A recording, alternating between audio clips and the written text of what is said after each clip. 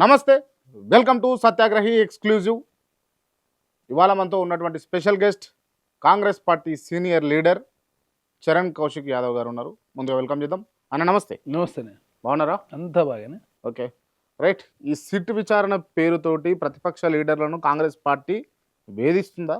ఇప్పుడు బీఆర్ఎస్ ప్రభుత్వ ఆయనలో కూడా 9 సీట్లు వేసారు. ఒకటి కాదు, రెండు కాదు. మరి మీరు అప్పుడు అట్నే వేధించారా? అసలు ఆ సీట్లు తేల్చిరా మీరు? 2014 నుంచి 2023 వరకు లాస్ట్ సిట్ ఏమో ఎమ్మెల్యేల కొనుగోలు వ్యవహారం మొయినాబాద్. 2014లోనేమో వికారుద్దీన్ ఎన్కౌంటర్ ఆలేరు. అక్కడి నుంచి మొదలు పెడితే Nayeemuddin encounter, EAMCET paper 2 leakage, తర్వాత ఎమ్మెల్యేల కొనుగోలు వ్యవహారం. 9 సీట్లు వేసింది మీ ఆయన. ఒక్కటన్నా తెలిసిందా మీరు తెలవరు? అదే కాదు, సిట్ల పేరు మీద కాలయాపన చేసింది మీరు. మేము కాదు, మేము వేధించే ఉద్దేశం కాంగ్రెస్ ప్రభుత్వం లేదు. సిట్టుకు పూర్తి స్థాయి స్వేచ్ఛ ఇచ్చి సిట్టు ఎవరిని విచారణ చేయాలని చెప్పి సిట్టు నిర్ధారించుకుంటుంది తప్ప ఇందులో ప్రభుత్వ జోక్యం అనేది చాలా స్పష్టం. సిట్టును రేవంత్ రెడ్డి గారు సిట్ అంటే సిట్టు, ఉట్ అంటే ఉట్ అంట కదా, నిజమేనా? ఇక బీఆర్ఎస్ పార్టీకే ఉంది. హరీష్ రావు గారు, కేటీఆర్ గారు ఇట్లాంటి కాయిస్తారు. ఎందుకంటే ఒక కుటుంబం, ఒక పార్టీ, ఒక సామాజిక వర్గం అందరి ఫోన్లు ట్యాపింగ్ చేశారు. దానిలో భాగంగానే ఇప్పటికీ ప్రభాకర్ రావు గారు జైలు నుంచి వచ్చారు, రాధాకిషన్ రావు జైలు పోయి వచ్చారు, భుజంగరావు జైలు పోయి వచ్చారు, ప్రణీత్ రావు గారు జైలు పోయి వచ్చారు. ఫోన్ ట్యాపింగ్ జరిగిందా? జరిగింది కాబట్టి 4000 ఫోన్లు జరిగినాయని చెప్పేసి ఎంతమంది బయటకు వచ్చి కేసులు ఫైల్ చేశారు, ఎంతమంది ఇబ్బంది పడ్డామని బయట? ఇప్పుడు చక్రాధర్ గౌడ్ గారు పంజగుట్లో పిఎస్లో పోలీస్ స్టేషన్ కేసు పెట్టారు. ఒకటి ఇంకా కల్వకుంట్ల కవిత గారు ఏకంగా మా ఆయన ఫోన్ ట్యాపింగ్ చేశారు, ఎవరైనా ఫోన్ ట్యాపింగ్ చేసి తను కేసులే పెట్టాల్సిన అవసరం లేదు మాట్లాడు. విశ్వేశ్వరరెడ్డి గారు మాట్లాడు, ఏమని మాట్లాడిండు? నా భూమి కొనుగోలు చేస్తానికి ఒక వ్యక్తి వస్తే ఆ వ్యక్తి ఫోన్ ట్యాపింగ్ చేసి భూమి కొనకుండా వేధించారని చెప్పి వారు మాట్లాడారు. మా కుటుంబ సభ్యుల ఫోన్ ట్యాపింగ్ చేసిన వారు. ఎంతమంది కేసులు పెట్టారు అంటే హీరోయిన్ల ఫోన్లు, హీరోల ఫోన్లు, లేకపోతే చాలా మంది సెలబ్రిటీల ఫోన్లు కూడా హ్యాక్ అయినాయి అని అన్నారు. కానీ ఎవరు కూడా బయటకు వచ్చి కేసులు పెట్టిన దాఖలాలు పెద్ద గణవాళ్ళు. ఇట్లాంటి కారణం ఏంది? ఇట్లాంటి ఎట్లుంటాయంటే ఎలక్షన్ల సందర్భంగా పోలింగ్ రోజు 600 మంది ఫోన్లు ట్యాపింగ్ చేశారు. దానిలో భాగంగా తెలంగాణ రాష్ట్రంలో ఇప్పుడు ఏం చేసి తలా 10 మంది 20 మంది ఫోన్లు ఇచ్చేసి ట్యాపింగ్ చేయని చెప్పేసి ఒకరు కదా కలవకుండా కుటుంబంలో ఉన్నటువంటి సభ్యులు 2023 ఎన్నికల ముందు అంటారు 18 నుంచి 23 వరకు. 23 వరకు 18లో జరిగిందని చెప్పి వి ప్రకాష్ గారు 23లో జరిగిందా? జరిగింది కాబట్టి 23లో కూడా జరిగింది. 23లో కూడా ఫోన్ ట్యాపింగ్ జరిగి ఉంటే ఒకవేళ పోలీస్ ఆఫీసర్లు అయ్యి, లేకపోతే ఎలక్షన్ ఆఫీసర్లు అయ్యి, లేకపోతే మీలాంటి లీడర్లు అయ్యి, మాలాంటి జర్నలిస్టులు అయ్యి జరిగి ఉంటే ఇలా కాంగ్రెస్ పార్టీ అధికారంలోకి ఎట్లొచ్చింది? మరి లేలే, ఫోన్ ట్యాపింగ్ చేసిన అంశం వేరు, ఇక్కడ ఫోన్ ట్యాపింగ్ చేసినంత మాత్రం అధికారం రాకుండా ఉంటుంది, అది వేరే సబ్జెక్టు. కాకపోతే బీఆర్ఎస్ అంటే మీకు సంబంధించినటువంటి ఇంటర్నల్ విషయాలన్నీ కూడా బయటపడతాయి కదా. ఇక్కడ చాలా స్పష్టంగా ఏంటంటే 2018 రెండోసారి అధికారంలోకి వచ్చిన తర్వాత ఇక్కడ విశ్వేశ్వరరెడ్డి గారు ఆనాడు బీఆర్ఎస్ పార్టీలు ఉన్నాయని చెప్పాడు, ఈటల రాజేందర్ గారు ఆనాడు క్యాబినెట్లో ఉన్నారని చెప్పాడు. కాబట్టి ఫోన్ ట్యాపింగ్ జరిగింది కాబట్టి ఒక్కొక్కరు వాంగ్మూలం ఇస్తున్న ఆధారంగా మాత్రమే విచారణ చేస్తా ఉన్నారు. రీసెంట్ ప్రెస్ మీట్లో కేసీఆర్ గారు స్వయంగా మాట్లాడారు, ఫోన్ ట్యాపింగ్ వ్యవహారానికి ప్రభుత్వానికి ఏం సంబంధం ఉంటుందండి, అది పోలీస్ వ్యవహారం, పోలీసు వాళ్ళు చేస్తారు, ఎవరిది చేసిరో, ఎట్లా చేసిరో, ఏ ఉద్దేశంతో చేసిరో మాకేం తెలుస్తుంది, వస్తారు చెప్తారు ఇట్లా ఉన్నదని చెప్తారు, అంతవరకే అని చెప్పేసి తను చెప్పిండు కూడా. తను చెప్తాడు కరెక్టే. మరి మీరు ఏం చేయనప్పుడు ఎందుకు మూసీ నదిలో పడేయాల్సి వచ్చింది? ప్రణీత్ రావు గారు మూసీ నదిలో పడేసింది కదా, డిస్ట్రాయ్ చేసి మొత్తం డేటా అంతా మూసీ నదిలో పడేసిన ప్రాబ్లం. కేటీఆర్ లేకపోతే హరీష్ రావు, లేకపోతే సంతోష్ రావు, లేకపోతే కేసీఆర్ పోయి పడేయలేదు కదా. ఇక్కడ అదే కాదు చెప్పేది. ఇక్కడ ఏంది చాలా స్పష్టంగా ఎవరికి నచ్చని వ్యక్తుల నెంబర్లు అందరు ఇచ్చారు. ఒకరు కాదు, రెండు కాదు. అది ఏమైంది, స్టార్టింగ్ లో కొంతమంది ఫోన్ చేద్దాం, ట్యాపింగ్ చేద్దాం అనుకున్నారు, తర్వాత అందరి ఫోన్లు ట్యాపింగ్ చేశారు. అంటే వాళ్ళకి అనుమానం ఉన్న వ్యక్తులు కావచ్చు, అనుమానం ఉన్న జర్నలిస్ట్ కావచ్చు, వాళ్ళ వ్యతిరేకం ఉన్న పత్రికలు కావచ్చు, వ్యతిరేకం ఉన్న లీడర్లు కావచ్చు, ఎవరైతే ఇండస్ట్రియలిస్టులు కావచ్చు, చాలా మంది ఫోన్లు. అదే మన సంధ్యా కమిషన్ సీతారావు గారు వారికి సంబంధించి ఎలక్షన్ బాండ్లు కొనుగోలు అదేవిధంగా బెదిరించి తీసుకొని చెప్పేసి వారు కూడా మన విచారణ పిలిచారు కదా. Okay, right. మొత్తానికి ఫోన్ ట్యాపింగ్ జరిగింది అని అంటారు మీరు, అంతే కదా? ఫోన్ ట్యాపింగ్ జరిగిందనేదే కాబట్టి అది జరిగిందాన్ని వ్యవహారం ఏడదాకపోతే అంటే రాజకీయ పబ్బం గడపడం కోసం కాంగ్రెస్ పార్టీ ముందటేసిందా, లేకపోతే నిజంగానే దీంట్లో స్పష్టత తీసుకొస్తుందా? ఇప్పుడు మీరు చూడండి, కాళేశ్వరం సమయం కమిషన్ వేసారు. కమిషన్ తెలిసిందా లేదా? తేల్చిరు. ఆ రిపోర్ట్ ఇస్తే దాని మీద వీళ్ళు హైకోర్టుకు పోయారు, కేసీఆర్ గారు, హరీష్ రావు గారు. డ్యామ్ సేఫ్టీ అథారిటీ ఇచ్చిన రిపోర్ట్ మీద సిబిఐకి ఇచ్చినాం. సిబిఐ 24 గంటలు కేసు బుక్ చేస్తున్న భారతీయ జనతా పార్టీ కేంద్ర ప్రభుత్వం కూడా కేసు బుక్ చేయలేదు. కార్ రేసింగ్ వ్యవహారానికి సంబంధించి గవర్నర్ గారు అనుమతి కోరితే 3 నెలల తర్వాత కేటీఆర్ విచారణకు గవర్నర్ గారు అనుమతించారు. కానీ డిఓపిటి అనుమతి కావాలి. అరవింద్ కుమార్ గారిని కేటీఆర్ గారిని ఇద్దరిని కలిసి విచారిస్తేనే వాస్తవ విషయాలు బయటకు వస్తాయి. డిఓపిటి అనుమతి ఎందుకు, ఐఏఎస్లకు డిఓపిటి అనుమతి తీసుకో, దానికి ఎవరు నేతృత్వం వహిస్తారు? నరేంద్ర మోడీ గారు నేతృత్వం. వారు అక్కడ తొక్కి పెడతా ఉన్నారు. ఇప్పుడు మీరు చేయలేక లేకపోతే వీళ్ళు చేసిరా చేయలేదా క్లారిటీ లేక మీరు అమాంతం ఇక బీజేపీ మీద దోషిస్తారు అంతేనా? ఇక్కడ చాలా స్పష్టంగా ఇప్పుడు గుర్తుపెట్టుకోండి, విజయ్ మాల్యా కావచ్చు, లలిత్ మోడీ కావచ్చు, తర్వాత మొయిల్ చోక్సీ కావచ్చు, 2014 ముందే వాళ్ళు విదేశాలకు వెళ్ళిపోయారు. భారతీయ జనతా పార్టీ 12 సంవత్సరాల కాలంలో వాళ్ళు తీసుకురాలేపారు. కానీ ప్రభాకర్ రావు గారు అమెరికా ఉంటే తీసుకొచ్చినాం. అది కోర్టులో పోయినాం, కేంద్ర ప్రభుత్వం సంప్రదింపులు చేసినాం, ప్రభాకర్ రావు గారు తీసుకొచ్చినాం, జైలుకు పోయాం. కాబట్టి కాంగ్రెస్ పార్టీగా చాలా పారదర్శకంగా రాజకీయ కుట్ర కోణాన్ని తావు లేకుండా విచారణ చేయాలని చెప్పి కాంగ్రెస్ ప్రభుత్వం భావిస్తుంది. ఎందుకంటే ప్రజాస్వామ్యంలో మీరు ప్రజల యొక్క హక్కును హరించే ప్రయత్నం మీరు చేశారు. ఇక్కడ సంఘ విద్రోహ శక్తులు కావచ్చు, నక్సలైట్ కావచ్చు, తీవ్రవాదానికి సంబంధించిన పోలు ట్యాపింగ్ చేయాలి. మీరు వాళ్ళ వదిలిపెట్టి మొత్తం తెలంగాణ రాష్ట్రంలో ఎవరైతే మీ పార్టీకి వ్యతిరేకంగా ఉంటారో, చరణ్ కౌశిక్ ఫోన్ హ్యాక్ అయిందా? మా ఫోన్ మా ఫోన్లో సంబంధించి అయితే మాకు ఎలాంటి సమాచారం రాలేదు. మా గాంధీ భవన్ సిపిఆర్ వచ్చింది, ఆయన పోయింది విచారణకు. బండి సంజయ్ గారు పిలిస్తే వారు వేరు, తర్వాత మహేష్ కుమార్ గౌడ్ గారు పిలిస్తే వారు వేరు. ఇప్పుడు కేసీఆర్ గారికి నోటీస్ ఇచ్చారు. మొన్న రాధాకిషన్ రావు గారు ఇచ్చిన ఈ వాంగ్మూలం ఆధారంగా కేటీఆర్ గారు విచారించారు. శ్రవణ్ రావు గారు ఇచ్చిన వాంగ్మూలం ఆధారంగా హరీష్ రావు గారు పిలిచారు. ఇవన్నీ ఒక్కో దాన్ని లింక్ ఉన్నాయి కాబట్టి అదే నేను మొదట అన్నట్టు సిట్ అంటే సిట్టు, ఉట్టు అంటే ఉట్టు అని చెప్పేసి ప్రభుత్వం గుప్పిట్లో పెట్టుకుంది, ప్రభుత్వ పెద్దలు అని చెప్పేసి అట్లా అయితే వరకు ఎప్పుడు అరెస్ట్ అయ్యేటోళ్ళు. కలకుంట్ల కుటుంబంలో సభ్యులు ఆధారాలు లేక అరెస్ట్ అవుతలేరు. ఇప్పుడు ఆనాడు డైనింగ్ టేబుల్ మీద కూర్చొని మీరు అరెస్ట్ చేసింది మీరే, మేము కాదు కదా. మీరు మీడియా వాళ్ళకి సంబంధించి అరెస్ట్ చేస్తే తెగ అడావుడి చేసింది బీఆర్ఎస్ పార్టీ కేటీఆర్ గారు, హరీష్ రావు గారు. మరి మీరు తిన్మార్మల్ని అరెస్ట్ చేయలేదా? తొలి వెలుగు రగన్ అరెస్ట్ చేయలేదా? TV9 రవిప్రకాష్ గారిని అరెస్ట్ చేయలేదా? ABN, V6, TV9 వెలుగుని మీరేగా బ్యాన్ చేయి, మేము కాదు కదా. ఇవన్నీ చేసి ఇప్పుడు కాంగ్రెస్ ప్రభుత్వం జర్నలిస్టుల వ్యతిరేకం, కాంగ్రెస్ పార్టీ జర్నలిస్టులకు సంబంధించి అరెస్ట్ చేసి. అవును, ఇప్పుడు జర్నలిస్టులను బట్టలిప్పి కొడతామని చెప్పేసి స్వయాన రేవంత్ రెడ్డి గారు అసెంబ్లీ వేదికగా మాట్లాడారు కదా మహిళా జర్నలిస్టులను ఉద్దేశించి కూడా. ఇప్పుడు అందరి గురించి ఉండదు. ఎవరైతే ఎవరైతే తప్పుడు వార్తలు ప్రచారం చేస్తూ లేని ఉన్నట్టు క్రియేట్ చేసే వాళ్ళ విషయం గురించి మాత్రం ముఖ్యమంత్రి గారు మాట్లాడారు. అదే కాకుండా గుర్తుపెట్టుకుని దేనికైనా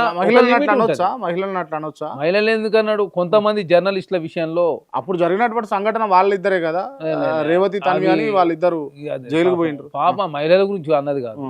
అక్కడ కొడంగల్ పోయి గలాడ క్రియేట్ చేసి ఏకంగా మొత్తం ఇరు వర్గాల మధ్య పంచాయతీ పెట్టే ప్రయత్నం చేసిన కొన్ని ఛానళ్ళు ఉద్దేశించి ఆనాడు మాట్లాడిన మాటలు అవి.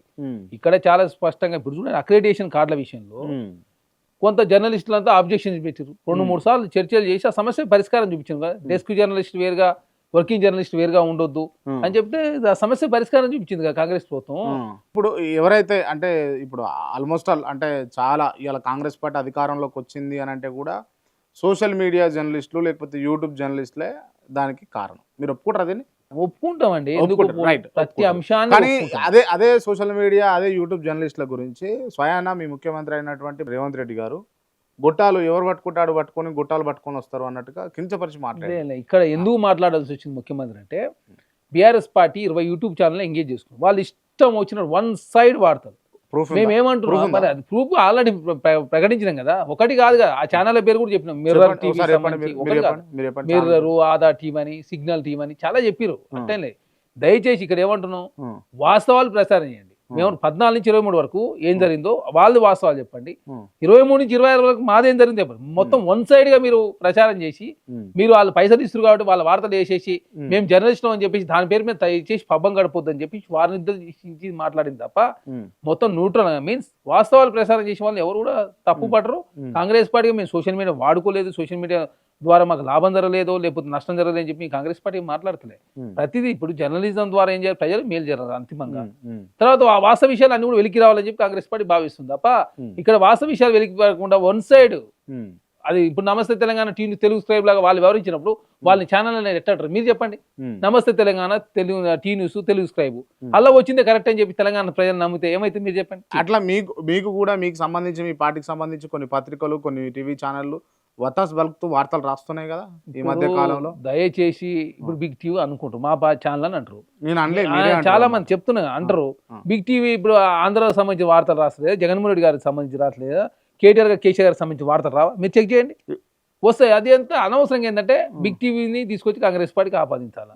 వ్యక్తులను ఎప్పుడు కాంగ్రెస్ పార్టీ టార్గెట్ చేయదు, ఎందుకంటే వాళ్ళ జాబు డ్యూటీలో భాగంగా వాళ్ళు చేస్తారు వ్యక్తుల విషయం. కాకపోతే ప్రతి ఒక్కరు వచ్చి దాన్ని జర్నలిజం పేరు మీద వాళ్ళ ఛానల్ అడ్డు పెట్టుకొని అనవసరంగా ఇష్యూని డైవర్ట్ చేసే ప్రయత్నం చేసినప్పుడు మాత్రమే ముఖ్యమంత్రి గారు మాట్లాడారు. అదే కాక మీరు చూడండి, జర్నలిస్టులకు సంబంధించి అసెంబ్లీకి సంబంధించి కమిటీ ఏర్పాటు చేశారు. కమిటీలో అందరూ భాగస్వామ్యం చేశారు. రైట్. మొన్న రీసెంట్గా తను ఏదో అంటే చాలా రోజుల నుంచి పోదాము బయటికి పోదాము అని చెప్పేసి చూస్తుంటే సంక్రాంతి పండుగ ముందర తను పోతా ఉంటే తనను పోయి ఎయిర్పోర్ట్లో పోయి పట్టుకొని వచ్చారు. ఆయన బీసీ బిడ్డ.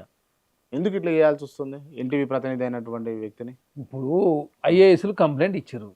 చట్టం అనేది జర్నలిస్ట్కైనా అదే చట్టం, మంత్రికైనా అదే చట్టం, ఐఏఎస్కైనా అదే చట్టం కదా. చట్టం అందరికీ చట్టం అనేది చుట్టం కాదు కదా. దానిలో భాగంగా సిట్టుకు సంబంధించిన వాళ్ళు సిట్టు ఏర్పాటు చేసిరు. తర్వాత ఐఏఎస్ల కంప్లైంట్ ఆధారంగా మాత్రమే చర్యలు తీసుకున్నారు. తర్వాత మరి బెయిల్ వచ్చిన తర్వాత విడిచిపెట్టారు కదా. ఇంకోటి సంబంధం లేని అదేవిధంగా చారి గారు ఉన్నారు, గాంధీ భవన్ బ్యూటీ రిపోర్టరు.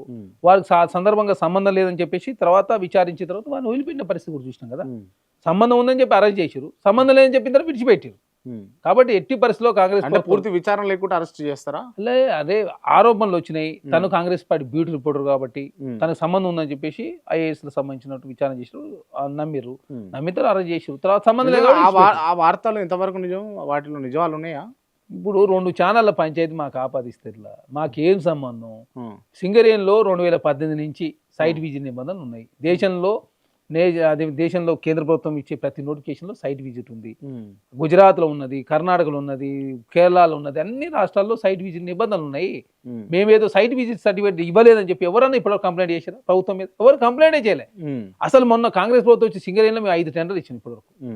అదేవిధంగా ఏదైతే 9కి సంబంధించి రద్దు చేస్తే 4 టెండర్లు కూడా బీఆర్ఎస్ ప్రభుత్వంలో గతంలో పనిచేసిన వాళ్ళకు ప్రతిమా శ్రీనివాసరావు వాళ్ళకి వచ్చినాయి, సుధాకర్రావు గారికి వచ్చినాయి.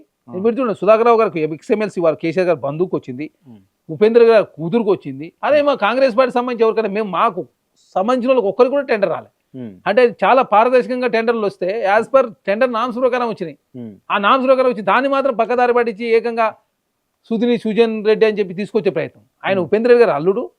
కాళేశ్వరంలో హరీష్ రావు గారే ఫస్ట్ టెండర్ ఇచ్చిండు. తర్వాత సింగరేణిలో వారికి బీఆర్ఎస్ ప్రభుత్వం 2 టెండర్లు వచ్చిన ఎక్సెస్ 10% తోటి ఇప్పుడు దాన్ని కాంగ్రెస్ పార్టీకి రేవంత్ రెడ్డికి ఆపాదింది. ఎందుకు? కుటుంబ నేపథ్యం తీసుకొస్తే రేవంత్ రెడ్డి గారిని ఎక్కువ మంది నమ్ముతారని చెప్పేసి కుటుంబాన్ని ఆపాదించే ప్రయత్నం హరీష్ రావు గారు. స్పష్టత లేదా? మరి చెప్పినాం కదా స్పష్టత, ఇదే స్పష్టత. కాళేశ్వరంలో 7వ ప్యాకేజ్ ఇచ్చింది మీరే. ఎవరికి? సుజన్ రెడ్డికి సంబంధించి. తర్వాత సింగరేణిలో 2 టెండర్లు ఇచ్చింది మీరే. ఆయన ఉపేంద్ర రెడ్డి, కందాల ఉపేంద్ర రెడ్డి. మీరు ఆ రోజు అధికారంలో ఉన్నప్పుడు, బీఆర్ఎస్ అధికారంలో ఉన్నప్పుడు వీళ్ళకే ఇస్తారు వాళ్ళకే ఇస్తారు అని చెప్పేసి మాట్లాడినటువంటి మీరు ఇప్పుడు కంటిన్యూ చేస్తలేరా? మైహోం వాళ్ళను లేకపోతే మెగా వాళ్ళను ఇట్లా? ఇప్పుడు దయచేసి టెండర్లు ఎవరైతే లెస్ వస్తుందో, ఇప్పుడు మొన్న టెండర్లు 4 ఇస్తే 4 మాయి కావు కదా. గత ప్రభుత్వంలో వచ్చినట్టే మరి లెస్ ఎవరికి వేసి కండిషన్ నామ్స్ ఉన్న వాళ్ళకి ఇస్తారు. ఇవ్వకపోతే కోర్టుకు పోతారు కదా. ఇప్పుడు టెండర్ నిబంధన ఏంది? ఎవరు తక్కువ వేస్తే వాళ్ళకి ఇవ్వాలి. టెండర్ ఎలిజిబిలిటీ ఫిట్ అయ్యి ఎవరు లెస్ వేస్తే వాళ్ళకి దానిలో భాగంగా లెస్కి ఇచ్చారు. సుధాకర్ మొత్తం వాళ్ళ సంబంధించిన వాళ్ళకి వచ్చింది 4 వాళ్ళ సంబంధించిన ఉపేంద్ర రెడ్డి గారి కూతురుకు వచ్చింది, ప్రతిమా శ్రీనివాసరావు సంబంధించి వచ్చింది, సుధాకర్రావు ఎక్స్ఎమ్మెల్సీ సంబంధించి వచ్చింది, ఇక్కడ వీళ్ళకి సంబంధించి వచ్చింది కదా. మరి అదేవిధంగా మురళీధరరావు ఈఎన్సీ సంబంధించి వారికి వచ్చింది. కేసీఆర్ గారు అండ్ ఆంధ్రజ్యోతి దినపత్రికలో తురిపలుకుల భట్టి గారిని ఉద్దేశించి వార్త వచ్చింది. అది ముఖ్యమంత్రి గారే రాయించారు అని అన్నది వింటున్నాం, బయట పెద్ద ప్రచారంలో ఉంది. దీనిపైన మీ అభిప్రాయం ఏంటి? ఎక్కడ కూడా కాంగ్రెస్ పార్టీ ముఖ్యమంత్రి గారు ఆల్రెడీ ముఖ్యమంత్రి గారే ఖండించారు. ముఖ్యమంత్రి గారే ఖమ్మం సభలో, నిండు సభలో 100 సంవత్సరాలు పూర్తయిన సందర్భంగా సిపిఐ సభలో 2 ఛానళ్ల పంచాయతీ దయచేసి మాకు ఆపాదించి మమ్మల్ని ఇబ్బందికి గురి చేయకరి, మీ పంచాయతీని మీరు తెలుసుకోండి అని చెప్పి చాలా స్పష్టం ముఖ్యమంత్రి ఖండించారు. ఇక్కడ ఎవరిదో రాపాల్సిన అవసరం లేదు కాంగ్రెస్ పార్టీకి. కాంగ్రెస్ పార్టీలో సమిష్టి నాయకత్వం. ఆర్కే గారు రేవంత్ రెడ్డి గారిని సంప్రదించకుండా అంత పెద్ద ఎలిగేషన్ చేస్తూ వార్త రాస్తారంటారా మీరు? ఆర్కే గారు అనే వ్యక్తి ఎవరిని సంప్రదించి రాస్తారు? వాళ్ళకి సంబంధించిన ఛానల్, వారి స్వతంత్ర ప్రతిపత్తి ఉన్నటువంటి వ్యక్తి. ఆయన ఎవరిది ఎప్పుడే ఏ రాయాలి ఏ తీసుకోలేదు, వాళ్ళ ఛానల్ సంబంధించినటువంటి నిర్ణయం అది. కాంగ్రెస్ పార్టీ కానీ లేదా ఎవరిని ఎన్నికేయాల్సిన అవసరం నేను చెప్తున్నాం. మేము వీళ్ళని కాదు, మేమేం చెప్తా ఉన్నాం, రేవంత్ రెడ్డి గారు ఏదో పాత పరిచయం తోటి రాధాకృష్ణ గారు కలిసి దాని రాజకీయం చేసి ఆయన కలిసింది కాబట్టి ఒక ముఖ్యమంత్రి హోదాలో ఉండి ఒక ఛానల్ ప్రతినిధి ఇంటికి తినబోవడం ఇదంతా ఎక్కడ చూడలేదు కదా, ఎప్పుడు చూడలేదు. అరే ఇప్పుడు రామోజీరావు గారిని ప్రధానమంత్రి నరేంద్ర మోడీ గారు కలిసిరు అంటే తప్ప? ఇప్పుడు సానీతో ఉండేదాన్ని కలుస్తుంది. మోకరిల్లు కలవాల్సినటువంటి అవసరం. మోకరిల్లు ఎందుకు కలుస్తారు? మోకరిల్లు పాత పరిచయం ఉంది కాబట్టి దానిలో భాగంగా ఏదైనా పోయి ఉండొచ్చు. దీనికి ప్రతి దాన్ని రాజకీయం చేయదు. బీఆర్ఎస్ పార్టీ లాగా ఉండదు కాంగ్రెస్ పార్టీ. చాలా డెమోక్రటిక్ వేళ ముందుకు పోతాం. దానిలో భాగం ఓసీ ముఖ్యమంత్రి, SC deputy CM BC PC pant సమిష్టి నాయకత్వంలో సామ్యకనేంతో కాంగ్రెస్ పార్టీ ముందుకు పోతుంది. బీఆర్ఎస్ పార్టీ లాగా ఓసీ ముఖ్యమంత్రి చెప్పినట్టే నడుస్తుందా లేకపోతే ఉండదు. ఎవ్వరికి వాళ్ళకి ఎస్సీ ఉప ముఖ్యమంత్రి చెప్పినట్టు మరి అందుకే రద్దు చేసింది కదా, అంత స్వేచ్ఛ ఉంది కాబట్టి రద్దు చేసిరు. బీఆర్ఎస్ ప్రభుత్వం ఉంటుందా అండి? నాకు అర్థం కాదు. ఎవరన్నా రాజేని ఎందుకు మీరు డిప్యూటీ సీఎం తీసేసారు? ఇప్పటివరకు బీఆర్ఎస్ పార్టీ చెప్పిందా? చెప్పలే కదా. మా డిప్యూటీ సీఎం గారు టెండర్లు రద్దు చేసిరు, ఆరోపణలు వచ్చి రద్దు చేసిండు. ఎంత స్వేచ్ఛ ఉన్నట్టు. అదే ముఖ్యమంత్రిగా విదేశీ పర్యటనలు ఉంటే డిప్యూటీ సీఎం గారు కావచ్చు మంత్రులతో కూర్చొని మాట్లాడు. దాన్ని రాజకీయం చేస్తుంది బీఆర్ఎస్ పార్టీ, దాన్ని రాజకీయం చేసి కేటీఆర్ హరీష్ రావు అయిపోయింది. కాంగ్రెస్ పార్టీ గుంపులు స్టార్ట్. ఏం గుంపులు స్టార్ట్ అయినాయి? అరే నేను తెలంగాణ రాష్ట్రంలో 10 సంవత్సరాల విధ్వంసమైన తెలంగాణ అభివృద్ధి పరంలో ముందు తీసుకు ప్రయత్నంలో ప్రతి డిపార్ట్మెంట్ను పురోగతి తీసుకోవడం కోసం సమిష్టి నాయకత్వంలో మంత్రులకు పూర్తి స్వేచ్ఛ ఇచ్చి ముందుకు పోతుంటే మీకు వచ్చిన నష్టమే చూసి ఓరలేకనే. ఎందుకంటే బీఆర్ఎస్ పార్టీలో మీరు చూడండి ఇప్పుడు కూడా ప్రతిపక్షంలో ఎవరు మాట్లాడుతున్నారు? హరీష్ రావు గారు, కేటీఆర్ గారు, లేకపోతే కేసీఆర్ గారు మాట్లాడుతారు. ఇప్పుడు ఎవరు? ఇద్దరేగా మాట్లాడేది. మా పార్టీలో ఎంతమంది చూడండి మంత్రుల స్వేచ్ఛ. బీఆర్ఎస్ పార్టీ లీడర్లు మాట్లాడుతుంది, వేరే లీడర్లు మాట్లాడుతుంది. ఏది ఎవరు మాట్లాడుతున్నారు? ఎప్పుడు మాట్లాడుతూ చూసి ఎప్పుడో అప్పుడు అడప పల్లరాజేశ్వరి, లేకపోతే జగదీష్ రెడ్డి ఎప్పుడు వస్తారు, లేకపోతే నిరంజన్ రెడ్డి గారు. మిగతా నాయకులంతా ఎడిపోయారు. మరి కాంగ్రెస్ పార్టీ చూడండి మీరు, మా డిప్యూటీ సీఎం గారైనా మా ఉత్తమ అవకాశాలు ఇస్తారా మీరు మాట్లాడడానికి? మాట్లాడే వాళ్ళకి అవకాశాలు ఇస్తలేరు, మైకులు కట్ చేస్తారు. గుర్తుపెట్టుకోవాలి, అసెంబ్లీలో చర్చ చేద్దాం రండి, కృష్ణా జలాలమే నేనే వస్తున్నా, కేసీఆర్ గారు తోడకలు తీస్తాను తొండలు తీస్తాను పోతివి 3 నిమిషాల కన్నా ఎక్కువ ఉండేది.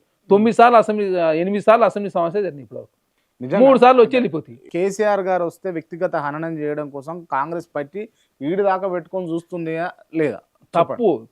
మేము వాస్తవాలు మాట్లాడు. మీరు చూడండి కేసీఆర్ గారు ఆరోగ్యం గురించి ముఖ్యమంత్రి గారి దగ్గర పోయి వాకాబ్ చేసి కలిసి ఆయన కూడా కేసీఆర్ గారు ఇప్పుడు ముఖ్యమంత్రి గారు పోతే వారు నిలబడ్డాడు. అదే ముఖ్యమంత్రి గారు మాజీ ముఖ్యమంత్రి గారి దగ్గరికి కేసీఆర్ గారి దగ్గరికి పోయినరు. వీరు ఫోటో ఒక్కటి పిఆర్ స్టాండ్ కింద బయటకు వచ్చింది, ఆ వీడియో క్లిప్పింగ్ బయటకు వచ్చింది. మిగతా వాళ్ళందరూ కూడా పోయి వరుసపెట్టి పోయి కలిసి వచ్చారు. అందరూ వచ్చిందిగా, మరి అందరిది రాలే. ఇక్కడ మీరు దయచేసి సిఆర్ గారిది వచ్చింది, ఆది శ్రీనివాస్ గారిది వచ్చింది. ఆ సందర్భం కాంగ్రెస్ పార్టీ లీడర్ల కాడ ఉన్నది కావచ్చు కానీ పబ్లిక్ లకు రాలే. పబ్లిక్ ఎక్కడిది? స్పీకర్ గారు మొత్తం దాన్ని 3 నిమిషాలు ఎవరు ఉంటే శ్రీధర్ బాబు గారు ఉన్నారు అక్కడ, సిఆర్ గారు ఉన్నారు, ఆది శ్రీనివాస్ గారు ఉన్నారు, లక్ష్మణ్ కుమార్ గారు. అసెంబ్లీలో ఉన్న కెమెరాలైనా లేకపోతే బయట నుంచి ఏమైనా తెప్పించి పెట్టారు ఆ సిచ్యువేషన్ కోసం? అసెంబ్లీ కెమెరాలో అది లైవ్ లింక్, అది అంతేనా? అది లైవ్ లింక్ డైరెక్ట్ వచ్చేస్తుంది కదా, ఎవరు కట్ చేయాల్సిన అవసరం లేదు. అరే కేటీఆర్ గారు కౌశిక్ రెడ్డి గారు అక్కడ కూర్చొని తండ్రి లేచిండు, కొడుకు కౌశిక్ రెడ్డి గారు కూర్చొని ఉన్నారు. వాళ్ళు దాని మీద కాంగ్రెస్ పార్టీ మీద రాజకీయం చేస్తారు. వాళ్ళకి ఉందా? పెద్దలకు గౌరవించే సంప్రదాయం వాళ్ళకి లేదు. కాంగ్రెస్ పార్టీ గుర్తుపెట్టుకోవాలా, చాలా డెమోక్రటిక్ గా మేము ముందుకు పోతా ఉన్నాం. ఆనాడు ప్రతిపక్షాలకు అవకాశం ఇవ్వలేదు. మేము ప్రతిపక్షాలు అసెంబ్లీ రావాలి, అసెంబ్లీలో చర్చ జరగాలి, మేలు జరగాలని చెప్పి కోరుకుంటున్నాను. నేను ఒకటి అడుగుతా చెప్పండి. ఇప్పుడు రేవంత్ రెడ్డి గారు సదుద్దేశంతో పోయిరా లేకపోతే దురుద్దేశంతో పోయిరా అన్నది కేసీఆర్ గారు తొలినాళ్ళల్లో రేవంత్ రెడ్డి గారు అధికారంలోకి వచ్చిన తర్వాత మంచాన పడ్డప్పుడు, యశోద హాస్పిటల్లో 20 కాలు బొక్క ఎరిగి హాస్పిటల్లో ఉన్నప్పుడు ముఖ్యమంత్రి హోదాలో పోయినా నేను ముఖ్యమంత్రి అయినా అని చూపించుకోనికే పోయినా అని ఆర్కే గారి ఇంటర్వ్యూలో తను వెల్లడించిండు క్లియర్గా. లేదు, చాలా స్పష్టం, బాధ్యతతో పోయినని చెప్పిండు. బాధ్యతగా పోయిన ఆయన ప్రతిపక్ష నాయకుడు ముఖ్యమంత్రిగా ఉన్నా చూపించుకోవాలనుకున్నా తప్పు. అట్లంటే అందశ్రీ ఇప్పుడు చూడండి, అందశ్రీ గారు చనిపోతే గతంలో కళాకారు ఎవరు చనిపోతే పోయిండు ఆయన కేసీఆర్ గారు. మొన్న కూడా కేసీఆర్ గారు ఎందుకు కలిసి వారి ఆరోగ్యం బాగాలేదని చెప్పి కలిసిండు. మాకు ముఖ్యమంత్రి గారు నిజంగా లోపల రేవంత్ రెడ్డి ఇంకేముంటే చెప్పండి, ముఖ్యమంత్రి కన్నా పదవి పెద్దది ఇంకేమైనా ఉందా? పదవి వచ్చినప్పుడు ఉందాగా ఉండాలని చెప్పి ముఖ్యమంత్రి గారు భావిస్తా ఉన్నారు. పదవి వచ్చినప్పుడు పదవిని అడ్డం పెట్టుకొని పదవి వచ్చినప్పుడు ఉందాగా ఉండడం అని అంటే తొండలు ఇడుచుడు, లేకపోతే లావులల్లా కట్టె జొరగొట్టుడు, లేకపోతే లాగులు ఇప్పుడు పండబెట్టి తొక్కుడు, ఇవి ఉందా? నేను మాట్లాడింది కాదు, నేను అడుగుతున్నా. నేనేమన్నా కేటీఆర్ ఒక్కసారి మీరు నిన్నమా అంటే బీఆర్ఎస్ పార్టీ అదే చెప్తున్నావు, ఆ సంస్కృతి బీఆర్ఎస్ నుంచి నేర్చుకున్నారు. కేటీఆర్ గారు ఏమన్నారు? నువ్వు మొగోడు అవుతారా, ఒక ముఖ్యమంత్రి పడుకో మొగోడు అవుతారా అంటే అంత ముందుకు రేవంత్ రెడ్డి గారు అంత ముందుకు రేవంత్ రెడ్డి గారు ఏమన్నారు? ప్రారంభించిందే బీఆర్ఎస్ పార్టీ, మేము కాదు. ఈ బూతులు ప్రారంభించింది బీఆర్ఎస్ పార్టీ. కౌశిక్ యాదవ్ గారు, నేను షెడ్డోనే, నా నుంచి మీరు చెడు నేర్చుకుంటారా? ఒక రాజకీయ నాయకుడిగా మీరు మంచి నేర్చుకుంటారా? మంచిగా నేర్చుకుంటాం, చెడేది నేర్చుకుంటాము. చెడేది నేర్చుకుంటాం. ముఖ్యమంత్రి గారు ఏం చెప్పారు? నువ్వు మొగోడు అన్నావు కదా, మరి ఎక్కడ రావాలి? సిరిసిల్ల రావాలన్నా, సిద్దిపేట రావాలన్నా, మీ చింతమడక రావాలన్నా, దా చెప్పు, ప్లేస్ నువ్వే డిసైడ్ చేసుకొని చెప్పి ముఖ్యమంత్రి గారు మాట తప్పే ఉన్నది. అరే మా తోడు అంటే మాది పొలిటికల్ పార్టీ, పత్తు రాజకీయ పార్టీ కాబట్టి మాది స్వచ్ఛంద సంస్థ నడుపుతున్నాం. మేమన్నా మాది పార్టీ కదా, స్వచ్ఛంద సంస్థ నడుపుతున్నాం. మేమన్నా తెలంగాణ రాష్ట్రంలో మీరు ఉద్యమ పార్టీ నుంచి పత్తు రాజకీయ పార్టీ మర్చిపోయి మాట్లాడతారు. హోదాను మర్చిపోయి ఎప్పుడు మాట్లాడు. చాలా డెమోక్రటిక్ వేలు ప్రజాస్వామ్యం బతుకుండాలని కాంగ్రెస్ పార్టీ భావిస్తుంది. అరే కేటీఆర్ గారు ఇప్పటివరకు ముఖ్యమంత్రి కుర్చీలాగా రేవంత్ రెడ్డి ముఖ్యమంత్రిగా భావిస్తున్నాడు. మాట్లాడుతా పేడు మూతని, ఈదని, అదని, ఈ వ్యక్తిగత హననము ఇట్లా ఇట్లా మాట్లాడడం ఇంతవరకు కరెక్ట్. కేటీఆర్ గారు చేసింది అది. ఆయన ముఖ్యమంత్రి అవ్వచ్చు, ముఖ్యమంత్రి రా అని ఇష్టం వచ్చిన మాట్లాడిన తర్వాత చాలా ఉందాగా ఉండాలని చెప్పి కాంగ్రెస్ ప్రభుత్వం భావించి ముఖ్యమంత్రి గారు దానిలో భాగంగానే కేసీఆర్ గారు కలిస్తానికి పోయిండు. కేసీఆర్ గారు రెండోసారి అసెంబ్లీకి వచ్చినప్పుడు మళ్ళీ పోయిండు.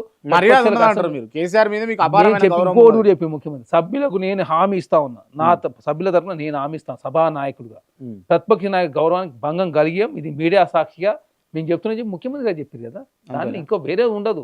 మాకు ఇప్పుడు గుర్తుపెట్టి కాంగ్రెస్ పార్టీలో ఉన్న నాయకులు ఏ నాయకులు అని గుర్తుపెట్టుకోవాలి. ఈ కాంగ్రెస్ పార్టీ కావాలని అసెంబ్లీకి రావాలి, వచ్చినాక తిట్టాలి, దయచేసి కాంగ్రెస్ పార్టీ సైకాలజీ డిఫరెంట్ ఉంటది. కాంగ్రెస్ పార్టీకి వచ్చిన తర్వాత నాయకులు మారుతారు, చాలా డెమోక్రాటిక్ గా ఉంటారు, ప్రజాస్వామ్యం ఉండాలని చెప్పి కాంగ్రెస్ పార్టీ కోరుకుంది. మీరు చూడండి సర్పంచ్ ఎలక్షన్ లో చాలా మంది నాయకులు పోటీ చేసి కూడా చేసుకునే మనోలే కదా, చాలా సంవత్సరాలు కాంగ్రెస్ పార్టీ కోసం కష్టపట్టు, పార్టీ నష్టమైందని తెలిసినప్పుడు కూడా అరే అన్ని సంవత్సరాలు కష్టపడి పోటీ చేసుకుని ఎవరు గెలిచిన తర్వాత చూసుకుందాం అంటే చాలా ఓడిపోయినాం మేము అట్లా.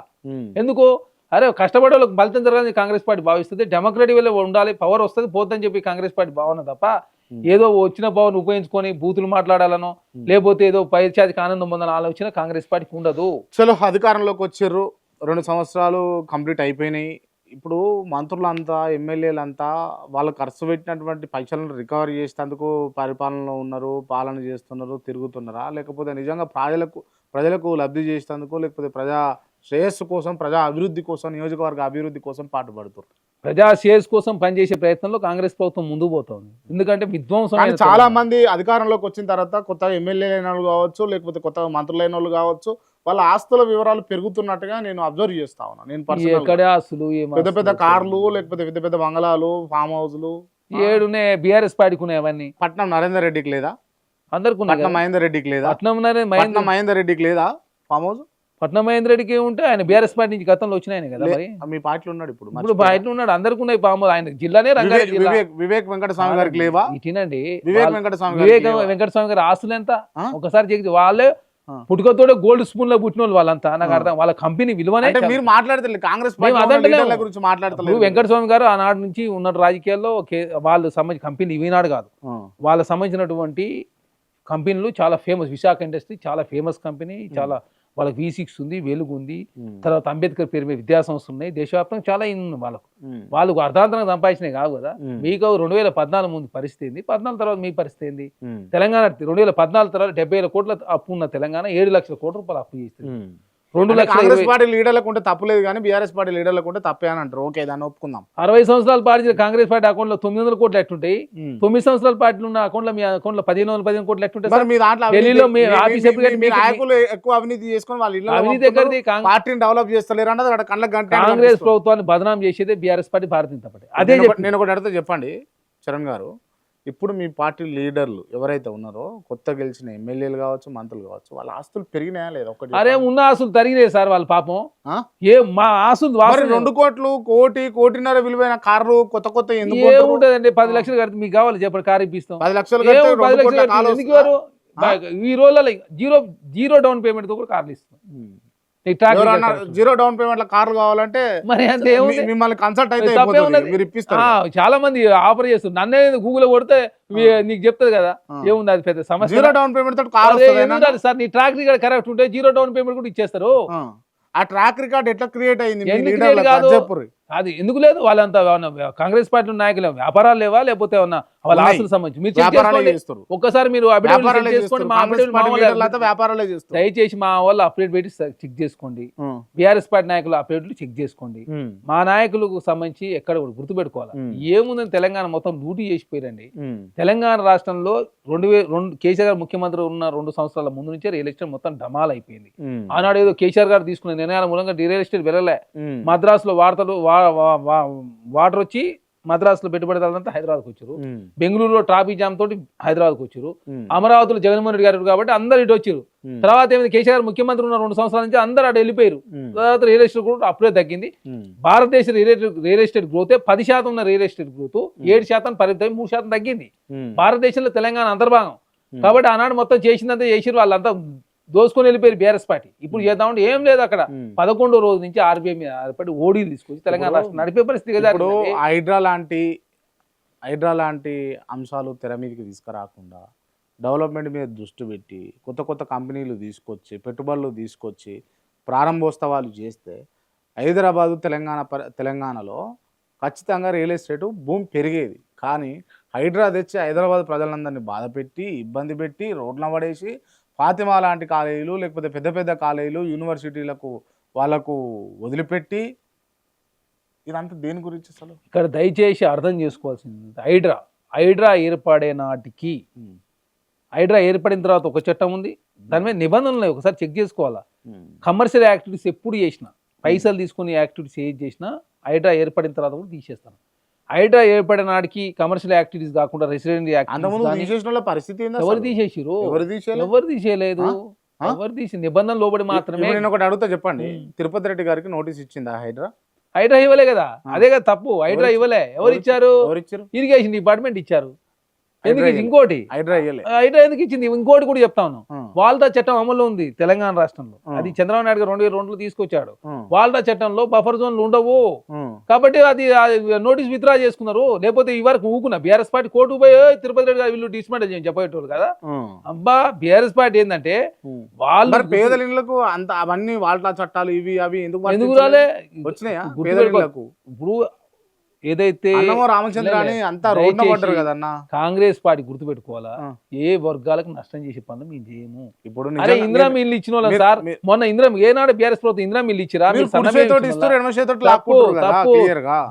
గుర్తుపెట్టుకోవాల్సింది. హైడ్రా ఏర్పడిన తర్వాత రెసిడెన్షియల్ యాక్టివ్ కానీ కమర్షియల్ యాక్టివ్స్ కానీ ఏది ఉన్నా ఇప్పుడు ఎవరన్నా చెరువు కాడి పోయి వేస్తారంటే తీసేస్తారు. అది తర్వాత వేసినాయి. అవి బిఫోర్ వేసినవి ఉంటే ఏది కూడా డిస్టర్బ్ చేసే ఉద్దేశంలో కాంగ్రెస్ ప్రభుత్వం లేదు. తర్వాత ఏదైతే ఉంది మనకి ఇన్కన్వేషన్ సంబంధించి తీసేసి నాగార్జున గారు తీసేయలేదా? బఫర్ జోన్ లో గర్భంలో ఉన్నది ఎవరిదైనా తీసేస్తారు. ఏదో పెద్ద సెటిల్మెంట్ జరిగిందట నాగార్జున గారితో, నిజమేనా? ఏం సెటిల్మెంట్? అయితే మళ్ళీ వచ్చి ఫంక్షన్లు కట్టినాయి అక్కడ. ఫంక్షన్లు కట్టినా అపార్ట్మెంట్స్ వస్తాయట. గుర్తుపెట్టుకోవాలా, బఫర్ జోన్ లో మీ దృష్టిలో ఏనట్టుంది ఇది? అంటే ఏదో పెద్ద అపార్ట్మెంట్స్ కూడా గుర్తుపెట్టుకోవాలా. ఆయనకున్న ల్యాండ్ లో ఎఫ్టీఎల్ ఉన్నది, బఫర్. ఎఫ్టీఎల్ తర్వాత బఫర్ ఉంటుంది. ఎఫ్టీఎల్ ఎవరు కట్టినా తీసేసుడే, అది ఎవరైనా కానీ. బఫర్ లో దానికి ఎగ్జామ్షన్స్ ఉన్నాయి. తర్వాత commercial activities, non commercial activities, education institution పెట్టుకుని ఉంటే అవి తొలగించొద్దని చెప్పి నిబంధనలు పెట్టారు. దానిలో భాగంగా ఇప్పుడు మరి అంటే మర్రి రాజశేఖర రెడ్డి గారు కావచ్చు, మల్లారెడ్డి గారు కావచ్చు, పల్లా రాజశేఖర రెడ్డి రాజేశ్వర రెడ్డి గారు కావచ్చు, ఆయన కూడా ఆగినాయి. మరి ఒక పాతిమ ఒకటి ఆగలే. దానిలో నిబంధనలు పెట్టుకుని నిబంధనల ఆధారంగా ముందుకు పోతుంది. ఏమన్నా తప్పులు చేస్తే సవరించుకునే ప్రయత్నం. ఇవాళకి ఎప్పుడో కోర్టులు మాకు మొటికాయ వేసేది, ఎప్పుడో మా రంగనాథ్ గారిని అరెస్ట్ చేసేవాళ్ళు. అమ్మా బీఆర్ఎస్ పార్టీ అంత ఈజీగా ఉండదు. వాళ్ళు ఏమంటే వాళ్ళు ఏమో అంతసేపు మరి తిరుపతి గారు ఇల్లు వరకు ఎప్పుడు డిస్మెంట్ చేయించేటోళ్ళు కదా. వాళ్ళ చట్టం కూడా మీరు అమ్మ బీఆర్ఎస్ పార్టీ లేదే. ఇంకోటి కేటీఆర్ గారు ఫిరంగినాలమే కట్టిన ఆయన. ఫిరంగినాల మీద ఎందుకు పోలే? మరి వాస్తవం పోవాలా. ఎందుకు పోలే అంటే ఔటర్ రింగ్ రోడ్డు లోపలి వారికి మాత్రమే అదేవిధంగా హైడ్రా తీసుకొచ్చారు. అవతల దానికి హైడ్రాకి సంబంధం లేదు. అందుకే ఫిరంగినాల మీద కట్టినటువంటి కేటీఆర్ గారు గెస్ట్ హౌస్ తీసేయలే. గుర్తుపెట్టుకోవాలి. మీరు హైదరాబాద్ సంబంధించి 2 లక్షల ఎకరాలు సార్ ఒకటిగా త్రిభువన్ జీవోలో హైడ్రా అద్భుతాలు క్రియేట్ చేస్తుందని చెప్పి ప్రజల నుంచి ప్రశంసలు వస్తా ఉన్నాయి. పార్కులు కాపాడుతున్నారు. హైడ్రా వల్ల ప్రశంసలు వచ్చిన ప్రజల నుంచి వచ్చిన ప్రశంసలు విన్నారా మీరు? నిన్న పేపర్ చూడు కదా. అరే తిట్టేటప్పుడు తప్పు చేసిన తప్పు ఏదైనా జరిగి ఉంటే తిట్టి ఉండొచ్చు కాక.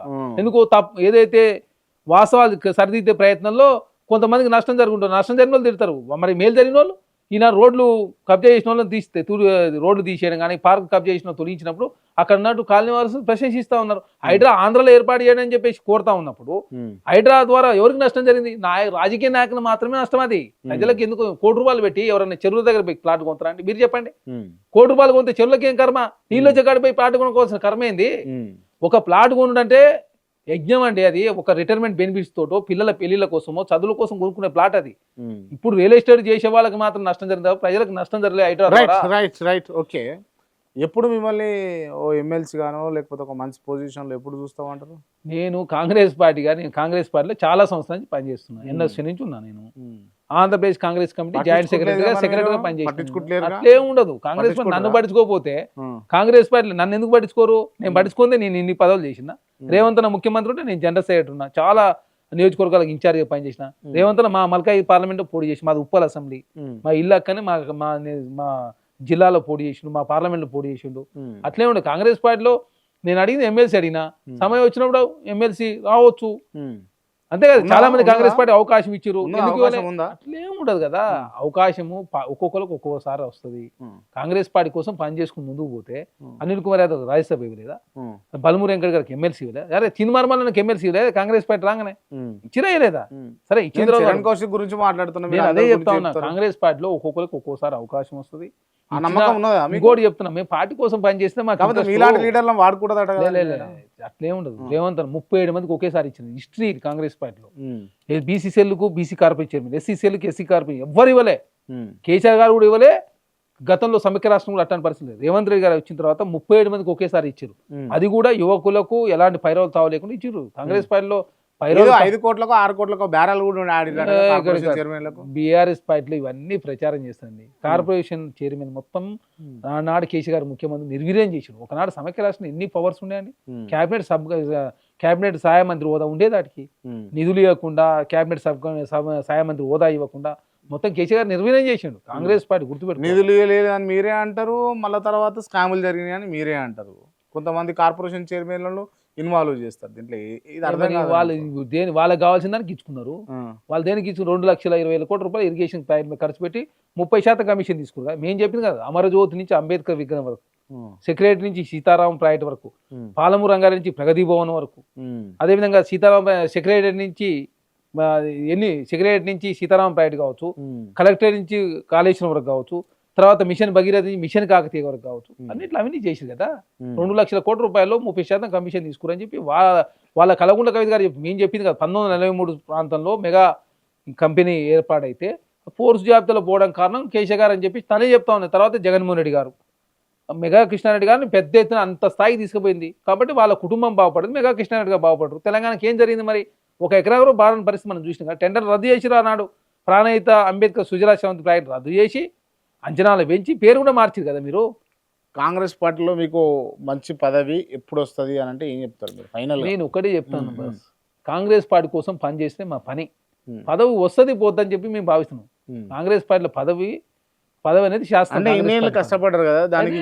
పార్టీ పదవి ఇంపార్టెంట్ అండి. మీకు ప్రభుత్వ పదవి 2 సంవత్సరాలు ఉంటుంది పోతుంది, ఎమ్మెల్సీ అయితే 6 సంవత్సరాలు ఉంటుంది పోతుంది కదా, ఏదైనా అంతే కదా. అది శాసనం కాదు, ఇదే శాస్త్రం అని చెప్పి మేము కాంగ్రెస్ పార్టీగా భావిస్తాం. దాంట్లో ఉండాలని మీకు ఇష్టం పెద్ద ఇంట్రెస్ట్ కూడా ఏం లేదు, నిజం చెప్తున్నాం మీకు. ఎందుకంటే సరే నేను అడిగింది ఎమ్మెల్సీ, కార్పొరేషన్ చైర్మన్ అడగలేదు కరెక్ట్. పెద్ద ఇంట్రెస్ట్ ఏముంటది? ఇప్పుడు అధికారం అనేది శాసనంగా కాంగ్రెస్ పార్టీ ఎవరైనా అదే భావిస్తారు. అందుకే అధికారం ఉన్నప్పుడు 4 మేలు చేయాలి, తెలంగాణ ప్రజలు మేలు చేయాలి, ప్రతిపక్షాల మీద కుట్రలు చేయొద్దని చెప్పి కాంగ్రెస్ పార్టీ భావిస్తుంది. మీడియాని మీడియాలాగా, మనిషిని మనిషిలాగా, పార్టీని పార్టీలాగా, ప్రతిపక్షాన్ని ప్రతిపక్షలాగా చూడాలి. అధికారం అనేది శాస్త్రం కానీ కాంగ్రెస్ పార్టీ భావిస్తుంది కాబట్టి ఈ దేశంలో కాంగ్రెస్ పార్టీ 140 సంవత్సరాల మనుగడ కొనసాగించింది. ఓకే, గుర్తుపెట్టుకోవాలి. మా పార్టీ జాతీయ స్థాయి అకౌంట్లో 900 కోట్లు అండి. కేసీఆర్ గారి పార్టీ అకౌంట్లో 1,515 కోట్లు. ఇంట్రెస్ట్ ఎఫ్డీకి 100 కోట్ల రూపాయలు వస్తుంది. అలాగే 10 కోట్ల రూపాయలు ఖర్చు పెట్టి కాంగ్రెస్ పార్టీ మీద విష ప్రచారం చేసే ప్రయత్నం బీఆర్ఎస్ పార్టీ చేస్తా ఉంది. భారతీయ జనతా పార్టీ అకౌంట్లో 12,000 కోట్ల రూపాయలున్నాయి. వాళ్ళు మొత్తం కలిసి తిప్పి కొడితే 18 సంవత్సరాలు ఈ దేశాన్ని పాలించారు. కానీ పెద్ద పెద్ద నీతులు వాళ్ళు చెప్తారు. మేము కాంగ్రెస్ అంటే అవినీతి అని చెప్పి ముద్రేసి కాంగ్రెస్ పార్టీ బలహీనపరచాలా, పేద వర్గాలకు మేలు జరుగుతుందని చెప్పి బీఆర్ఎస్ పార్టీ భావిస్తారు. కాబట్టి కాంగ్రెస్ పార్టీ మీద బురదల్లే ప్రయత్నం బీఆర్ఎస్ పార్టీ చేస్తుంటుంది. ఫైనల్ క్వశ్చన్, సిట్టు విచారణకు కేసీఆర్ను ఖచ్చితంగా మీరు పిలుస్తున్నారు? మీరు కాంగ్రెస్ పార్టీ అంటే పిలుస్తుంది, ప్రభుత్వం అంటే సిట్టు వేసింది. సిట్టుకు సంబంధించిన అధికారులు సజ్జనార్ గారు ఉంటారు, వాళ్ళ కమిటీ ఉంటుంది. సిట్టు అధికారులకు మీరు అంటే మీ ప్రభుత్వ పెద్దలు, మీ మంత్రులు, మీ ముఖ్యమంత్రి పిలువమని చెప్పేసి అది అవాస్తవం చెప్తున్నాం మేము. సిట్టుకు పూర్తిస్థాయి స్వేచ్ఛ ఇచ్చి ఎవరిని పిలవాలి, ఎవరిని పిలవాలి వాళ్ళు డిసైడ్ చేస్తారు. రాజకీయ కక్ష కార్యాలు తావు ఉండొద్దు అని చెప్పి కాంగ్రెస్ పార్టీ భావిస్తుంది. దానిలో భాగంగా విచారణ సంస్థలు పూర్తిస్థాయి అధికారాలు ఇచ్చారు. ఏజ్ రీత్యా కావచ్చు, లేకపోతే మాజీ ముఖ్యమంత్రి అనే గౌరవంతో సిట్ అధికారులు పోయి విచారణ చేస్తారా, ఆఫీస్కి పిలిపించుకుంటారు? ఇక్కడ ఏముండదు, దాని నిబంధనలు లోబడి మాత్రం చేస్తారు. మహిళలకు సంబంధించి కొన్ని నిబంధనలు ఉన్నాయి, అదే మైనర్లకు సంబంధించి కొన్ని నిబంధనలు ఉన్నాయి, ఏజ్ పెద్దవాళ్ళకు కూడా నిబంధనలు ఉన్నాయి. పోయి చేయాలని చెప్పి నిబంధనలు ఏదో ఉన్నట్టు కనపడుతుంది. కాబట్టి రాజ్యాంగాన్ని లోబడి మాత్రమే విచారణ చేస్తుంది తప్ప ఎవరికి ఒక వ్యక్తిగత క్యారెక్టర్ అసెస్మెంట్ విషయంలో కావచ్చు, వ్యక్తిగతంగా ఎవరిని భంగపరిచే ఉద్దేశం కానీ కాంగ్రెస్ పార్టీకి ఉండదు. ఖచ్చితంగా కాంగ్రెస్ పార్టీ చాలా చట్టబద్ధంగా మాజీ ముఖ్యమంత్రి యొక్క హోదాను తక్కువ చేసే ఉద్దేశంలో కాంగ్రెస్ పార్టీ ఉండదు. తప్పు చేసిన వాళ్ళు తన మన అనే భేదం లేదు, ఎవరినైనా విచారణ చేస్తారు. ఇది మరి చరణ్ కౌశిక్ యాదవ్ గారు చెప్తున్నటువంటి అంశం. ఖచ్చితంగా సిట్టు విచారణకు కేసీఆర్ గారిని పిలుస్తారు.